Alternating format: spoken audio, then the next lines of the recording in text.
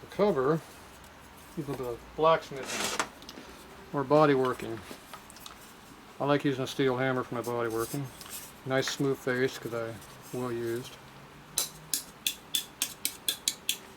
You can either beat against a piece of rubber or cardboard, or just use your hand or your leg.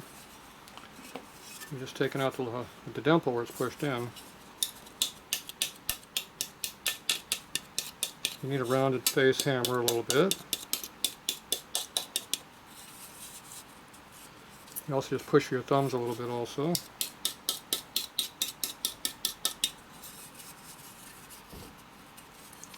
If it doesn't feel smooth, it probably isn't. This has a big low spot in here. Kind of see it through here. So like most things, work on the worst spot first.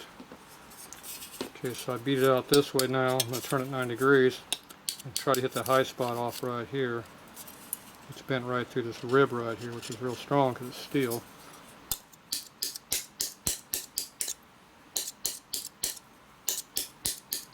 But you don't want to dimple it because you can't fix the dimple. Not very easily anyway.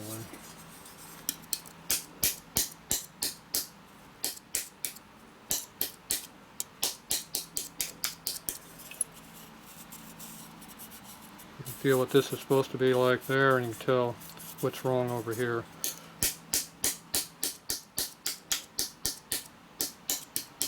Here I'm hitting on it pretty hard.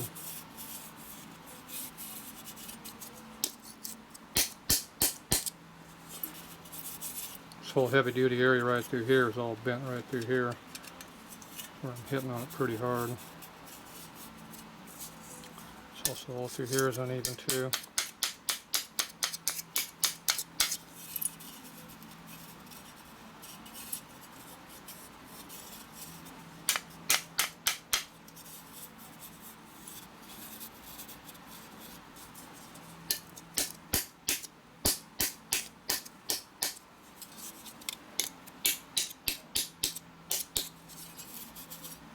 Move your hammer around so you hit different areas. This is not round face, it's roundish. It is not round. So.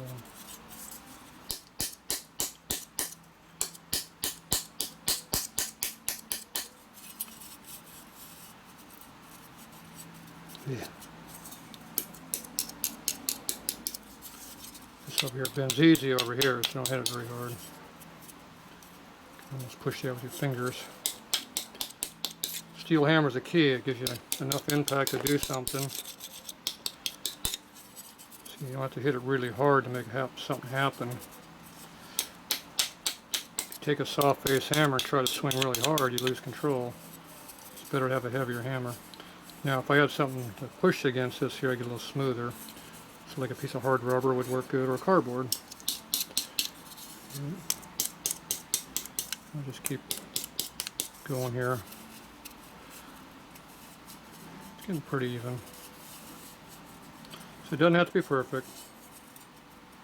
Just gonna get it close.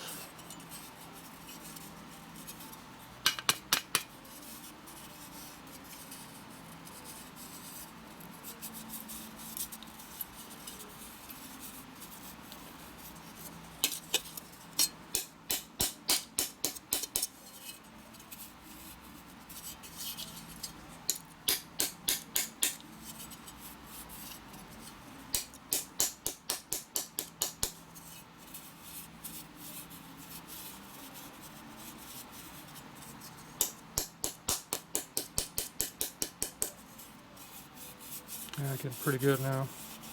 So you're feeling this direction, all different angles. Should be a nice curve everywhere you go. Okay, it looks pretty good. Feels pretty good. It can look okay and feel like crap, but if it feels good, it usually looks good too. So see, that's pretty smooth now, nice and even all the way around.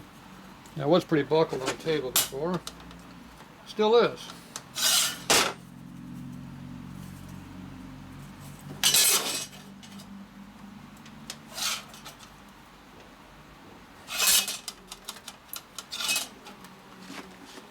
Find out where the high spot is, and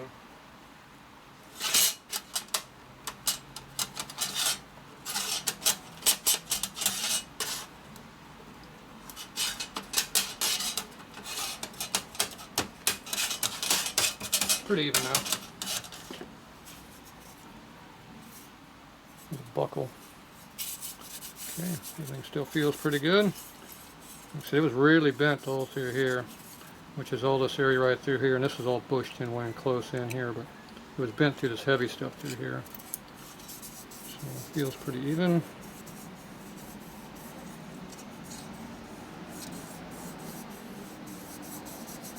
It's pretty good. Throw some paint on that, it looked good. Vintage. Doesn't look perfect because it's not. It looks nice. Somebody tighten all these screws up so now these ones won't go in.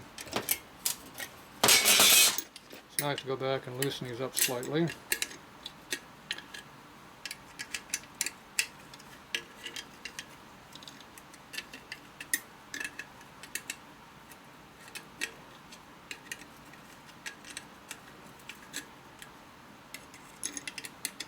So we're missing a couple screws because we lost a couple.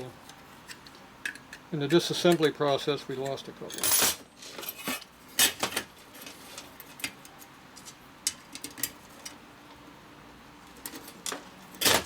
Phillips screwdriver.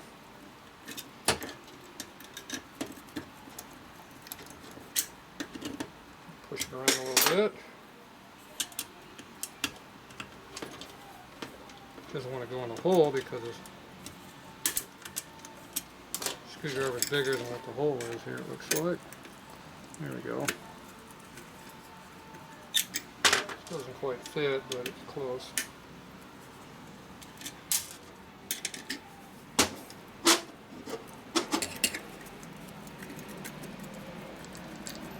There it goes.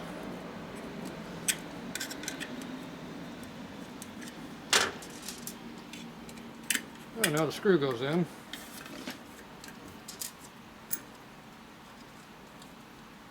Something wasn't lined up, probably the diaphragm on the very bottom.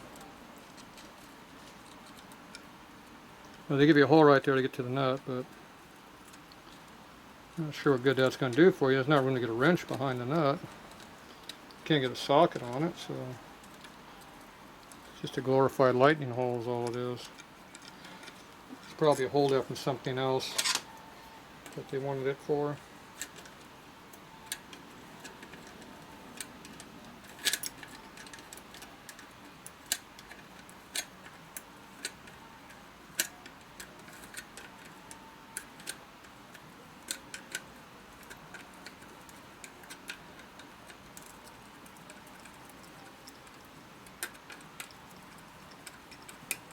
Okay, tighten it all the way, we got more screws to put in. And that one's easy. Once one lined up, the other one lines up nice.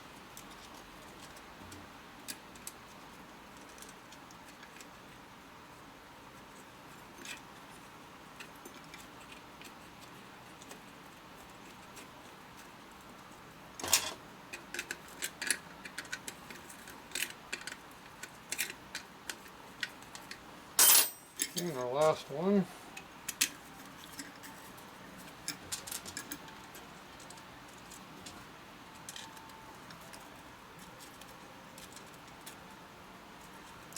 Now this is how you restore an unrestored bike.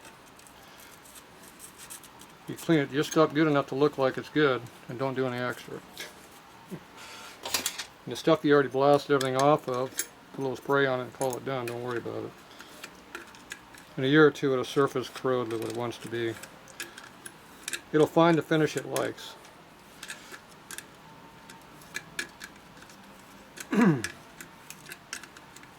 I've done a few of them restored, unrestored bikes.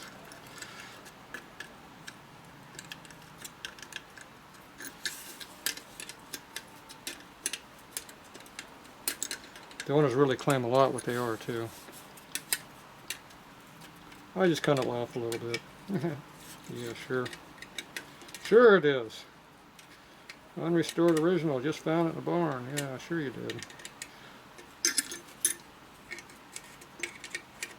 Why does it run so good and doesn't smoke? Oh, it's got that rebuilt motor in it.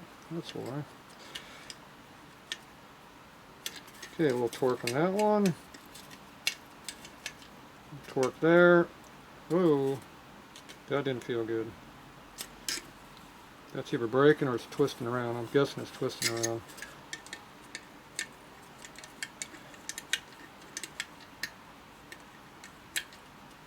Good. Good. You have to know what tight is, not too tight.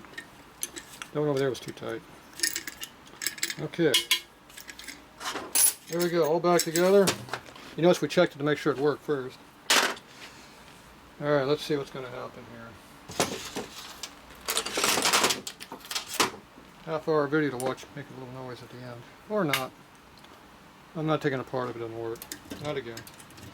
We'll worry about that next time. We'll let the corrosion CRC work on all the corroded parts in there. Maybe in a year or 3 or 20 it'll work. Okay. Now we have not adjusted this end screw at all, just kind of put it back where it was. Alright, let's see what happens down here on the floor.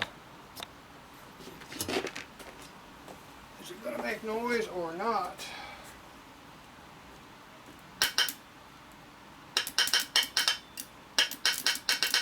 Same thing. It's trying to do something, but it ain't quite doing it. Have to turn up. Don't hit it on your foot like that.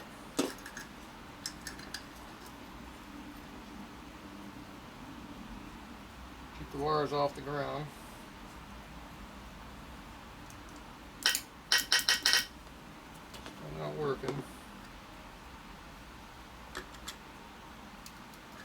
Another half a turn. Nope. Too far out now.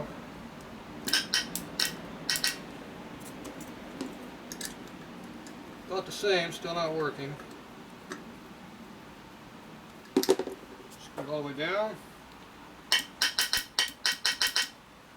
trying to. Just not popping, it's not making and breaking contact like it's supposed to. So that's the points or something aren't doing something correctly. Alright, I'm not going to fiddle with that anymore. I know electrically it's trying to work. The coils are doing what they're supposed to, it's pulling in, it's just not going back and forth. It's not making and breaking like it's supposed to. But it looks nice. Whether it works or not, it looks nice. That's a very important thing also. These bolts in there a little deeper would be nice, but they're not going to fall off, they're rusty.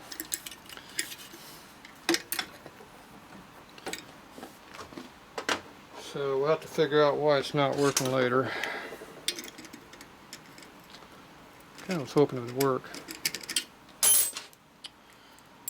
Oh well. We know it's clean at least now. Yeah, get through the rust, it works a lot better. I'm over here.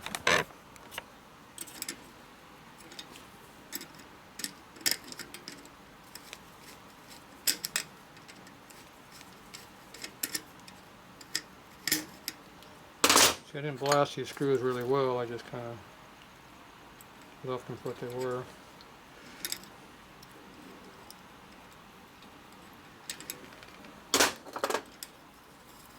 I got this 1/4 inch washer here, does not belong there. I think that's the washer that goes on the tail light. We were missing a 1/4 inch washer on that. And I already took that upstairs to storage, so I'll have to go put that with that.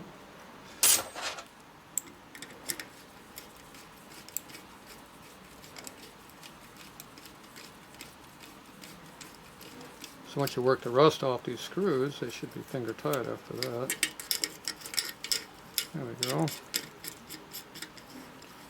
Just got to power them through once.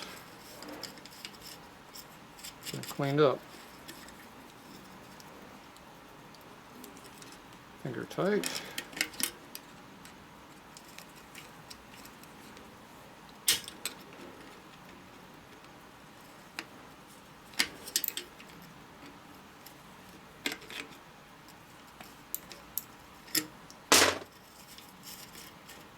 There we go.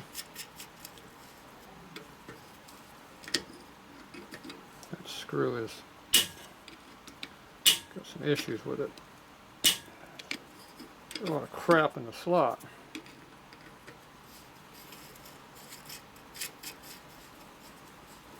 Yeah, see, it tightens up better now with the slot crapped up. Okay, let me just finger tighten those up a little bit. Call them done. Okay, one military horn. Cleaned up. Did on an unrestored bike.